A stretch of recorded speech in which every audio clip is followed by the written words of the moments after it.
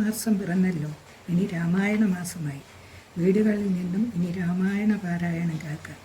രാമായണ പാരായണം ആരംഭിക്കുന്നതിന് മുമ്പ് വീടും പരിസരവും ശുദ്ധമാക്കി, നമ്മുടെ മനസ്സും ശരീരവും ശുദ്ധമാക്കി നിലവിളക്ക് കൊളുത്തിവെച്ച് ഒരു പലകയിലോ അല്ലെങ്കിൽ ഒരു തുണി വിരിച്ചോ കിഴക്കോട്ടോ വടക്കോട്ടോ തിരിഞ്ഞ് ഇരുന്ന് ഗ്രന്ഥത്തിന് തൊട്ട് തൊഴുന്നതിന് ശേഷം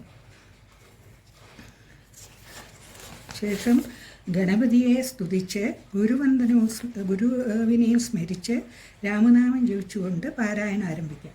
രാവിലെയോ വൈകുന്നേരമോ രാമായണ വായന തുടങ്ങാം. അതിനുശേഷം സന്ധ്യാനേരം ഒഴിച്ചുള്ള സമയങ്ങളിൽ രാമായണ പാരായണം ചെയ്യാം. കുലപാലായ്മകളൊന്നും ഇല്ലെങ്കിൽ ദിവസവും മുടങ്ങാതെ കർക്കിടക മാസ അവസാനത്തോടെ രാമായണം വായിച്ചു തീർക്കണം. കുറവുള്ള ദിവസങ്ങളിൽ കുറച്ചു ഭാഗമെങ്കിലും വായിക്കാൻ ശ്രമിക്കണം. ഓരോ ദിവസവും പാരായണം ചെയ്ത് നിർത്തുമ്പോൾ രാമസ്തുതി ചെയ്ത് നിർത്തുക. സുന്ദരകാന്ഡം പാരായണം ചെയ്യുമ്പോൾ നമുക്ക് എന്തെങ്കിലും ആഗ്രഹമുണ്ടെങ്കിൽ അത് മനസ്സിൽ വിചാരിച്ചതിന് ശേഷം വായിച്ചു തുടങ്ങുക. സുന്ദരകാന്ഡ പാരായണം അഭീഷ്ടസിദ്ധിക്ക് ഉത്തമമാണെന്ന് കരുതി പാരായണം ചെയ്യുമ്പോൾ ആ ആത്മീയ ചൈതന്യത്തെ ഉൾക്കൊണ്ട് വേണം പാരായണം ചെയ്യാൻ.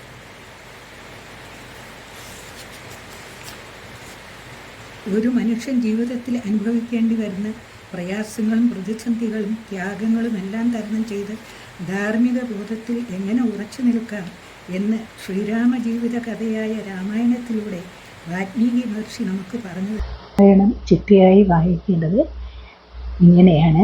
1-ാം ദിവസം രാമായണ മാഹാത്മ്യം, 2-ാം ദിവസം ശ്രീരാമാവതാരം, 3-ാം ദിവസം വിശ്വാമിത്രാഗമനം, 4-ാം ദിവസം വിശ്വാമിത്രാഗമനവും താടകാവധവും യാഗരക്ഷയും, 4-ാം ദിവസം അഹല്യാമോക്ഷം സീതാസ്വയംവരം, 5-ാം ദിവസം പരശുരാമ ദർശനം അയോധ്യാവാസം, 6-ാം ദിവസം അഭിഷേക വിഘ്നം, 7-ാം ദിവസം ശ്രീരാമൻ്റെ വനയാത്ര, 8-ാം ദിവസം ഗുഹസംഗമം, 9-ാം ദിവസം ചിത്രകൂട പ്രവേശം ഭരതാഗമനം, 10-ാം ദിവസം പാതുക പട്ടാഭിഷേകം, 11-ാം ദിവസം ദണ്ഡകാരണ്യ പ്രവേശം അഗസ്ത്യസ്തുതി, 12-ാം ദിവസം ജടായു സംഗമം പഞ്ചവടിവാസം ശൂർപ്പണാഗമനം, 13-ാം ദിവസം സീതാപഹരണം,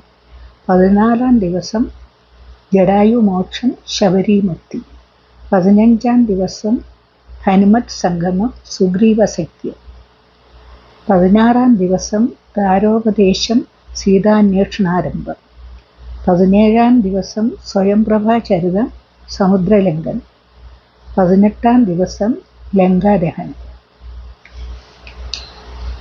19-ാം ദിവസം സമുദ്രതീരപ്രാപ്തി, 20-ാം ദിവസം വിഭീഷണ ശരണാഞ്ജലി, 21-ാം ദിവസം രാമേശ്വര പ്രതിഷ്ഠ, 22-ാം ദിവസം സേതുബന്ധനം, 23-ാം ദിവസം ലങ്കാവിവരണം, 24-ാം ദിവസം യുദ്ധാരംഭം, 25-ാം ദിവസം കുംഭകർണവധം നാരദസ്തുതി, 26-ാം ദിവസം മേഘനാഥവധം രാമരാവണ യുദ്ധം, 27-ാം ദിവസം അഗസ്ത്യാഗമനം ആദിത്യസ്തുതി, 28-ാം ദിവസം രാവണവധം വിഭീഷണ പട്ടാഭിഷേകം, 29-ാം ദിവസം സീതാസ്വീകരണം മടക്കയാത്ര ഭരതസംഗമം, 30-ാം ദിവസം അയോധ്യാപ്രവേശം പട്ടാഭിഷേകം.